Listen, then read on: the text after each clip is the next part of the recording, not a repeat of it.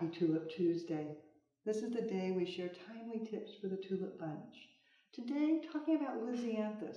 Such a beautiful bloom, very long lasting, quite a few different colors, but not always the exact color you need. Sometimes creating a faux Lisianthus solves the problem. If it's unavailable or the color is not available, just take the carnation that coordinates with the look that you want color-wise, help it open out, then reach in and pull out all the center petals.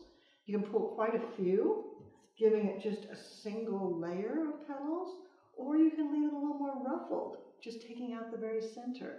Either way, it's a wonderful alternative using a carnation to create a faux Lisianthus.